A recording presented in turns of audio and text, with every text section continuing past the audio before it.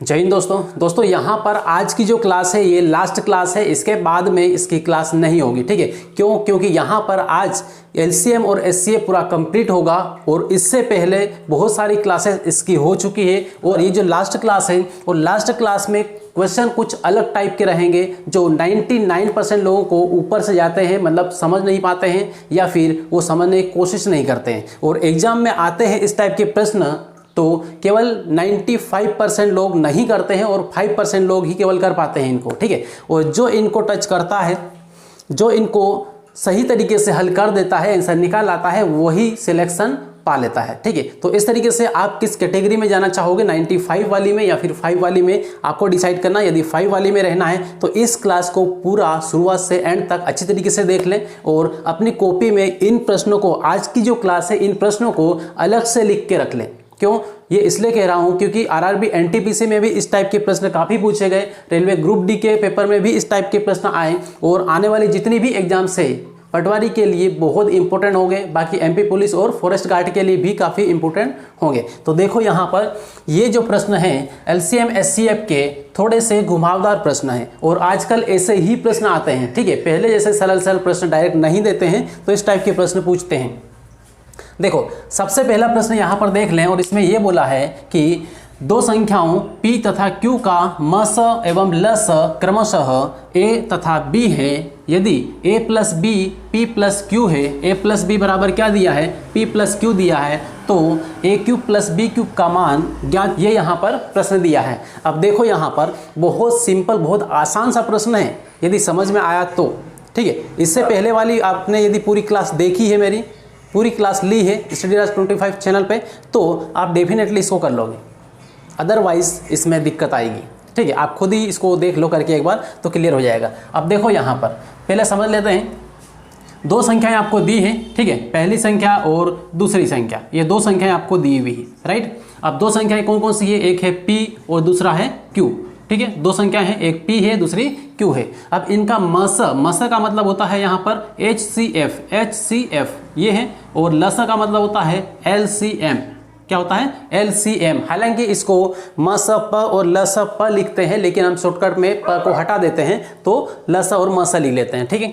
तो इस तरीके से यहाँ पे दो संख्याएं आपको दी है और इन संख्याओं का मस और लस आपको दिया हुआ है, ठीक है। दो संख्याओं का मस कितना है, मतलब दोनों संख्याओं का LCM, यहाँ पे HCF ये कितना दिया हुआ है, तो यहाँ पर ये आपको दिया हुआ है कितना A, ठीक है। HCF कितना दिया है A और LCM कितना दिया हुआ है, तो LCM आपको यहाँ पर दिया है, लस कितना दिया है B, तो यहाँ पर लिख लेंगे B, राइट। इस तरीके से यहाँ पे लिख लिया। अब इसके बाद में LCM HCF आपको दिया हुआ है। तीसरी कंडीशन और आपको दी है यहाँ पर ये वाली कि यहाँ पर A प्लस B क्या होगा, A प्लस B होगा P प्लस Q, ठीक है, P प्लस Q, ये कंडीशन आपको दी हुई है, राइट। अब यहाँ पर इसमें इस क्लास में जितने भी क्वेश्चंस होने वाले हैं उसमें एक कंसेप्ट हमेशा याद रखना है और वो कंसेप्ट क्या है, वो ये है कि कभी भी आप LCM और HCF का गुणा करोगे, कभी भी आप LCM और गुणा करोगे HCF का, तो आपको संख्या मिलेगी। क्या मिलेगा, संख्या, मतलब संख्याओं का गुणनफल मिलेगा। तो पहली वाली संख्या यहाँ पर, फर्स्ट वाली संख्या A और दूसरी वाली संख्या B, ठीक है। ये फॉर्मूला मानो या फिर कंसेप्ट मानो, जो भी मानो, आप इसको एक बार याद जरूर कर लें, ठीक है। बहुत काम की चीज़ है, इससे बहुत टाइप के प्रश्न हल हो जाते हैं, ठीक है। तो देखो यहाँ पर ये पहली संख्या है और ये दूसरी संख्या है, मतलब LCM और HCF का गुणनफल क्या होता है, पहली संख्या और दूसरी संख्या का गुणनफल होता है, राइट। ये है, अब ये कंसेप्ट है। तो अब देखो यहाँ पर इसको हल कैसे करेंगे। यहाँ पर आपको निकालना क्या है, इस बात को खास करके ध्यान रखना है, a cube plus b cube निकालना है। क्या निकालना है, a cube plus b cube, right, इसको आपको ज्ञात करना है। तो देखो यदि इस प्रश्न को या फिर इस क्वेश्चन को वही स्टूडेंट सोल्व कर पाएगा जिसको ये पता है कि a cube plus b cube क्या होता है, इसका फॉर्मूला क्या होता है, ठीक है। बिना फॉर्मूला के यहाँ पे नहीं होगा ये वाला, ठीक है। इसलिए यहाँ पर इसको याद रखना है कि a cube plus b cube का फॉर्मूला हम लिखें, a cube plus b cube, तो इसका फॉर्मूला होता है a प्लस b कोष्टक में, फिर कोष्टक में a square plus b square minus ab, ये होता है, ठीक है। तो ये है, यदि आपको ये पता है तो फिर आपका प्रश्न हल हो जाता है, अदरवाइज नहीं होगा, ठीक है। तो एक बार तीन प्रश्न आपको अच्छी तरीके से याद रखना ही रखना है। एक होता है a प्लस बी का होल स्क्वायर, ठीक है, बेसिक है a प्लस बी का होल स्क्वायर, और दूसरा होता है a माइनस बी का होल स्क्वायर, और तीसरा होता है a square minus b square, और चौथा होता है a cube plus b cube, ठीक है, a cube plus b cube. ये चीज़ें आपको यहाँ पे याद रखना है, ठीक है, कम से कम इतनी याद रखना ही रखना है किसी भी हालत में, क्योंकि इनसे जुड़े हुए प्रश्न बहुत ज़्यादा पूछे जाते हैं। सिंप्लीफिकेशन में पूरी तरीके से इस्तेमाल होते हैं, बाकी अधिकतर जितने टॉपिक है सभी में लगभग ये इस्तेमाल होते ही होते हैं, इन डायरेक्टली इनडायरेक्टली, ठीक है। तो इसलिए यहाँ पर ध्यान रखना है इसको। तो यहाँ पर इसको मिटा दे रहा हूँ, इसको अभी लिखाऊंगा नहीं मैं। तो अब देखो इस प्रश्न को हल करें। अब ए क्यूब और बी क्यूब ये निकालना है, ए क्यूब बी क्यूब। तो अब यहाँ पर बताओ, यहाँ पर ए क्या है, मतलब पहली वाली संख्या क्या है, दूसरी वाली संख्या क्या है। तो पहली वाली संख्या क्या है, यहाँ पर ए प्लस बी, आपको ए प्लस बी डायरेक्टली भी यहाँ पर दिया हुआ है, ठीक है, ये ए प्लस बी। तो ए प्लस बी जहाँ पर लिखा है वहाँ पर क्या लिख लें, पी प्लस क्यू। तो यहाँ पर ए प्लस बी, ये बी की जगह पी प्लस क्यू कर लें, राइट। उसके बाद ए स्क्वायर क्या है, मतलब पहली वाली संख्या क्या है, p है, और दूसरी वाली संख्या क्या है, तो q है। तो यहाँ पर p लिख लें, p स्क्वायर प्लस b की जगह क्या लिख लें, q लिख लें, ठीक है, दूसरी वाली संख्या यहाँ पर q स्क्वायर, और यहाँ पे माइनस a, पहली वाली क्या है p, और b क्या है, b की जगह q। इस तरीके से यहाँ पर आपको मान रख लेना है, वैल्यू पुट कर लेना है a और b की, ठीक है। अब यहाँ पे क्या करो, पहले इस p का गुणा इस पूरे में करो, उसके बाद में इसकी q का गुणा इस पूरे में करो। गुणा करना तो आपको आता ही होगा, इसमें कोई दिक्कत नहीं होगी। तो देखो यहाँ पे p का p स्क्वायर में करेंगे तो p की पावर 3 आएगी, ठीक है। p का फिर q में करेंगे तो यहाँ पर आएगा p q स्क्वायर। फिर यहाँ पे p का इस p q में करेंगे तो माइनस लगाओ, पहले p स्क्वायर हो जाएगा और q होगा, ठीक है, p स्क्वायर q। उसके बाद अब p का इस पूरे में हुआ तो अब इस q का इस पूरे में करना है। तो p q यहाँ पर q p स्क्वायर हो जाएगा, ठीक है, या फिर ऐसा कर लो p स्क्वायर q कर लो, ठीक है, p स्क्वायर q। अब इस q का इस q स्क्वायर में करो तो क्या आएगा, q की घात 3 आ जाएगी, ठीक है। उसके बाद इस q का माइनस p q में करो तो माइनस का p q स्क्वायर आ जाएगा, राइट। इतना ही काम करना है, ये काम करना है। इसके बाद में फिर देखो ध्यान से, यहाँ पर पी क्यू स्क्वायर यहाँ पर प्लस का है, ठीक है, और इधर पी क्यू स्क्वायर माइनस का है, तो इससे ये कट जाएगा, राइट। और पी स्क्वायर क्यू यहाँ पर माइनस का, पी स्क्वायर क्यू यहाँ पर प्लस का है, तो ये भी कट जाएगा। आपके पास बचा हुआ क्या है, तो आपका जो आंसर है फाइनल वो ये है पी क्यूब प्लस क्यू का क्यूब, ठीक है, पी की घात 3 और क्यू की घात 3, ये आपको मिल गया ए क्यूब प्लस बी क्यूब, ठीक है। इस तरीके से यहाँ पे ये कर सकते हैं। तो ये प्रश्न है, और इस तरीके से यहाँ पे समझाने के लिए आपको मैंने एक एक चीज़ पूरी बताई है, ठीक है, एक एक चीज़, कुछ भी यहाँ पे मिस नहीं किया है, राइट। बाकी इसको करना चाहते थे तो हम डायरेक्ट ये लिख के ये कर सकते थे, ये समझाने की जरूरत नहीं, ये प्रश्न में यहाँ पे दिया हुआ है। लेकिन नए स्टूडेंट्स के लिए ये काफ़ी इंपॉर्टेंट होती है चीज़ें समझना, एक एक बारीक बारीक समझना, ठीक है। तो अब इसके बाद में ये समझने के बाद में दूसरा प्रश्न करते हैं, ये वाला। उससे पहले इसको लिखना चाहो लिख लो, स्क्रीनशॉट लेना चाहो स्क्रीनशॉट ले लो। चलिए अब इसके बाद में आगे बढ़ें, और अगला जो प्रश्न दिया है ये वाला, ठीक है, इसमें भी वही कंसेप्ट इस्तेमाल करना है, अलग कुछ भी नहीं है। इसमें ये बोला है कि दो संख्याओं का मस और लस 20 और 120 है, ठीक है। दो संख्याओं का मस का मतलब होता है HCF, मस का मतलब ये है म और ये स, मस, ठीक है, HCF। तो ये कितना दिया है, मस 20 दिया है तो 20 आएगा।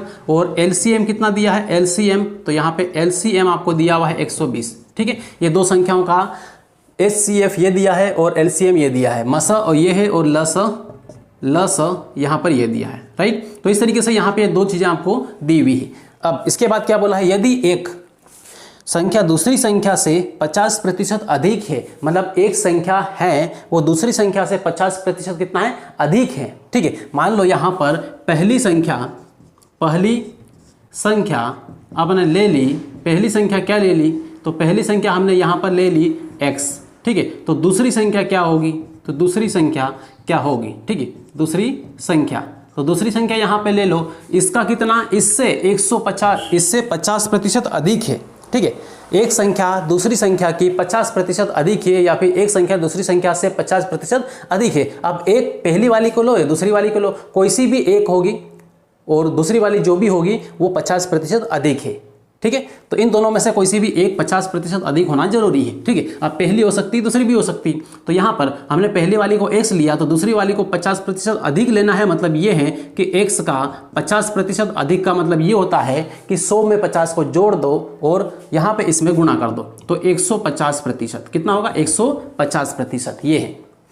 कोई भी नंबर अपने आप में 100% होता है, ठीक है। तो ये x अपने आप में कितना है? 100% है। और ये वाला दूसरी वाली संख्या है, ये 50% अधिक है। मतलब 100 में 50 को जोड़ के यहाँ पे लिख दें तो 150%, ठीक है। अब इसको यदि हम हल करें तो यहाँ पे क्या करें, थोड़ा सा और एक स्टेप आगे बढ़ा लें। यहाँ पर 150 बटे में लगा लो, प्रतिशत हटाओ, बटे में 100 लगाओ, ये है। तो यहाँ पर 20 पंजे 25 चौक 100 होगा ना। ये 6 बार में ये कटेगा, 6 बार में 150 आएगा और यहाँ पे 4 बार में 4 बार में ही आ जाएगा, 100 आ जाएगा, ठीक है।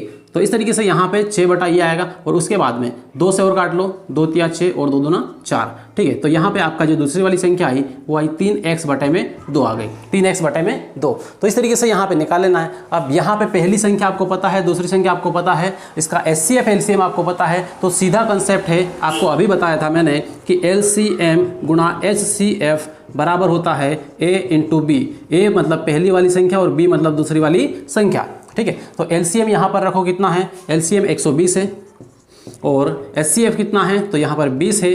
और पहली संख्या कितनी है? तो हमने x ली यहाँ पर। और दूसरी संख्या कितनी है? तो 3x बटे में क्या है? 2 है, राइट। अब यहाँ पे काम करो, ये 3 से इसको काट लो, 3 से 120 को काट लो, 3 एकम 3 और 3 चौक 12 आएगा। ये 0 यहाँ पे लगा दो तो ये कट गया, ठीक। अब इसके बाद में ये 4 का 20 में या 4 का 2 में गुणा करके लिख दो। यहाँ पे 4 दूना 8 होगा और 2 0 लगा देना, ठीक है। तो 800 हो जाएगा। कितना होगा? 800। तो 800 बराबर होगा x स्क्वायर हो जाएगा और बटे में 2 का इधर करेंगे तो 1600 आ जाएगा, ठीक है। 1600 बराबर x स्क्वायर। अब यहाँ स्क्वायर है तो यहाँ पे इसका स्क्वायर करेंगे तो कितना आएगा? 40 आएगा। तो यहाँ पे x बराबर कितना आ जाएगा? 40। आपको वर्गमूल आता होगा, ठीक है। वर्गमूल आपको आता होगा, कोई दिक्कत नहीं होगी, ठीक। तो इस तरीके से 40 का हम वर्ग करते हैं तो कितना आता है? 1600 आता है, ठीक है। 1600 आता है तो 1600 का वर्गमूल क्या आएगा? 40 आएगा। 40 लिख दिया हमने। तो इस तरीके से यहाँ पे x का मान कितना आया? 40 आया, ठीक है। अब x का मान 40 आया है तो इसमें पूछा क्या है? छोटी वाली संख्या, छोटी संख्या ज्ञात करें, सबसे छोटी वाली संख्या ज्ञात करें। तो छोटी वाली संख्या कौन सी? इन दोनों में तो यही है, x ही है। तो x का मान तो निकल आया, मतलब आपका आंसर यही है, ठीक है। अब इसकी जगह हम ये बोलते हैं कि बड़ी वाली संख्या ज्ञात करें तो फिर ये वाली निकालनी पड़ती। अब ये निकालने के लिए क्या करते हैं? यहाँ x की जगह कितना रख देते हैं? ये 40 रख देते हैं, ठीक है। तो यहाँ पर 3 गुणित 40 बटा 2 कट जाता है, ये 20 आता और यहाँ पे आता कितना? 60 आता, ठीक है। तो इस तरीके से यहाँ पे बड़ी संख्या 60 आती और छोटी वाली संख्या कितनी आई? तो यहाँ पर 40 आई, जो हमें इस प्रश्न में पूछा गया है, राइट। तो इस तरीके से यहाँ पे ये पूरा कंप्लीट हुआ है। अब ये कंप्लीट होने के बाद में फिर लेते हैं अगले प्रश्न। उससे पहले इसको एक बार लिख ले।